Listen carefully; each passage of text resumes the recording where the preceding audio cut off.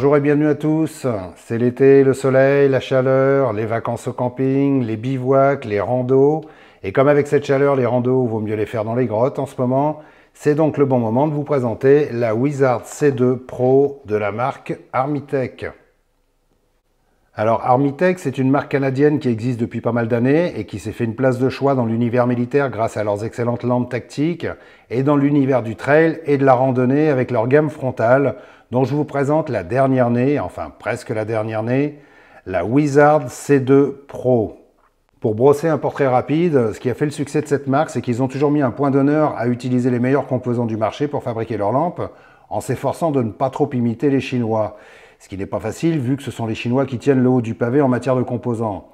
Du coup, en 2009, ils ont fini par installer leur usine, devinez où, en Chine. Je ne m'attarde pas sur l'histoire de la marque, tout est raconté sur leur site, vous irez voir, je vous mettrai le lien en description sous la vidéo. Je vous donne les spécifications de cette Wizard C2 Pro, accrochez-vous, c'est un petit peu compliqué. Elle est alimentée par une batterie au format 18650 de 3500 mAh, sa puissance maximum est de 2500 lumens, son intensité n'est pas précisée, elle a une portée maximum de 131 mètres, elle se recharge magnétiquement par le cul à la façon des lampes Olight. Elle est à la norme IP68 et d'après leurs spécifications, elle résiste à la poussière et à une immersion de 10 mètres. Ça, par contre, je ne pourrais pas le prouver, j'ai oublié mon tuba et mes palmes. Et elle résiste aux chutes d'une hauteur de 10 mètres, ce qui est quand même assez étonnant vu que les autres marques préconisent des chutes d'un maximum d'1,50 m. C'est une lampe de type coudé à 90 degrés, comme j'ai déjà beaucoup présenté sur la chaîne, comme cette Olight Perun, ou celle-ci, je ne sais même plus quelle marque c'est. Bref, pratiquement toutes les marques en font, c'est le genre de lampe le plus polyvalent qui soit, parce qu'on peut la tenir à la main et se l'accrocher un peu partout avec le clip, où son cul aimanté, et la mettre sur son support frontal pour l'utiliser en frontal, quoi. La lampe est fournie avec son bandeau de tête, le câble de chargement magnétique, un clip de poche amovible, 2 joints de rechange. Et là où c'est très bien vu, c'est qu'elle est également fournie avec un support pour guidon de vélo, pas trop mal foutu, assez simple à installer, avec des cales en caoutchouc d'épaisseur différente pour des guidons de sections différentes. C'est malin et pour l'avoir essayé quelques temps, je trouve ça assez pratique. Le support de tête est bien pensé, c'est un système de clip efficace qui tient bien la lampe et l'empêche de se balader de droite à gauche tout en étant très facile à orienter verticalement. Et il y a un élastique très solide qui permet de sécuriser la lampe, si on doit courir ou sauter comme ce que font souvent les pratiquants de trail. Le bandeau élastique est d'excellente qualité et il faut le souligner parce que c'est pas du tout la même dope de type élastique de culotte que les autres marques proposent. Là, c'est un bandeau solide, fait pour être porté pendant de longues heures, qui ne va pas se détendre trop rapidement. Et détail qui a beaucoup d'importance, le support en plastique est ouvert sur les 3 côtés, donc on peut facilement l'enlever pour pouvoir le fixer sur un casque de chantier ou de spéléo, une bretelle de sac à dos ou sur n'importe quel support avec des passants mollis. Et ça, c'est très appréciable parce que ça rend la lampe encore plus polyvalente. Ses finitions sont excellentes. Ce que j'apprécie particulièrement, c'est que le noir est mat. Je trouve que ça change un peu des noirs brillants des autres modèles. En général, les noirs mat ont tendance à prendre très vite des traces, mais celui-ci a l'air assez résistant et ne marque pas trop. Le corps de la lampe est assez simple, pas trop de striures, juste ce qu'il faut pour avoir un bon grip quand on l'a à la main. Le contacteur est en gomme jaune, il est bien gros, super facile à repérer. Et détail très intéressant, il est placé sur le côté de la tête de la lampe au lieu d'être à l'extrémité comme sur la majorité des autres marques. Et ergonomiquement parlant, je trouve ça pas mal du tout. C'est plus naturel de l'allumer de cette façon. Bon, vous me direz, c'est un détail qui ne change pas la vie, mais quand on a la lampe sur la tête, c'est plus pratique d'appuyer avec l'index ou le pouce, si vous êtes gaucher, en pinçant la lampe, ce qui évite de la faire bouger comme ça arrive souvent avec des boutons à l'extrémité. Pour ça, je dis bravo à Armitech. Alors là où ça se corse, c'est que cette lampe a 2 programmes. Un qui s'appelle commande facile et un autre qui s'appelle commande étendue. Alors là, accrochez-vous, si vous n'avez pas de diplôme d'ingénieur, laissez tomber. Non, je rigole. Mais j'ai cette lampe depuis plusieurs mois et il faut reconnaître que j'ai potassé le mode d'emploi plusieurs fois, pendant pas mal de temps, et j'ai toujours pas bien cerné comment ça fonctionne en fait. Il faut dire que c'est extrêmement mal expliqué, mais bon, avec un peu de concentration, on finit par y arriver. Bref. Elle a 3 modes Firefly, le 1 qui fait 0,15 lumens qui va durer 200 jours, le 2 qui fait 1,5 lumens qui va durer 40 jours, le 3 qui fait 6 lumens qui va durer 12 jours. Elle a 3 modes de base, c'est-à-dire les modes qu'on utilise le plus pour s'éclairer. Le premier fait 45 lumens et va durer 43 heures, le deuxième fait 160 lumens et va durer 12h15, le troisième fait 370 lumens et durera 5h15. Elle a 2 modes turbo.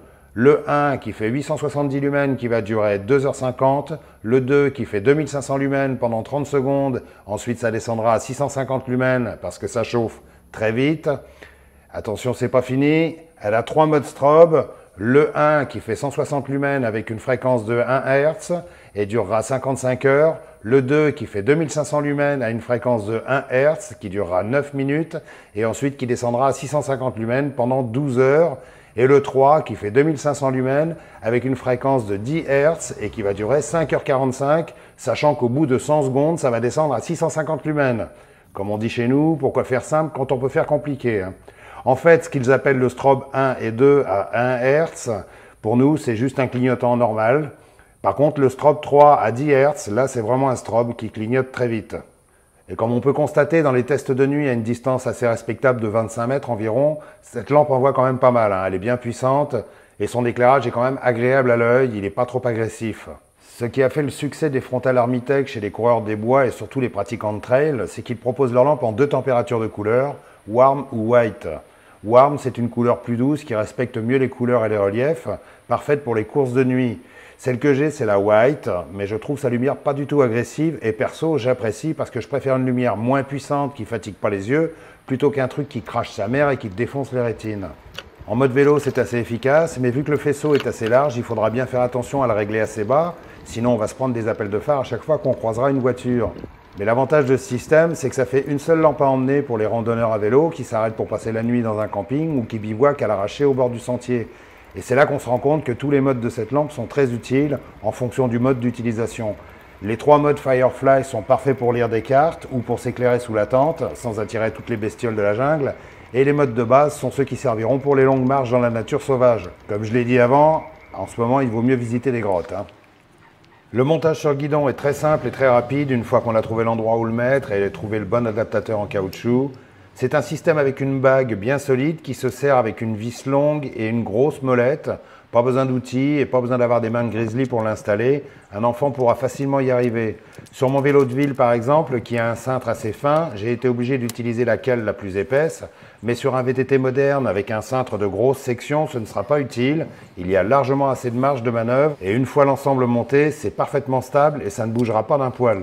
Et là, je dois dire bravo à Armitech, je reconnais que cette installation pour guidon est plutôt bien foutue et vraiment très sécurisante pour la lampe. En conclusion, si vous êtes trekker, trailer, randonneur, pédaleur, campeur ou bushcrafter, et si vous cherchez une frontale de fabrication très sérieuse, bien étudiée pour tout un tas de circonstances, cette Wizard C2 Pro d'Armitech, c'est du très bon, hein. Et même si son fonctionnement peut paraître assez compliqué, comparé à une Olight, une TrueNight, une Nightcore ou une Phoenix, une fois qu'on a pigé le truc, c'est quand même assez simple. Il faut juste comprendre la logique de la lampe. Même si c'est très mal expliqué et qu'Armitech pourrait faire un sérieux effort sur ses notices d'utilisation, hein.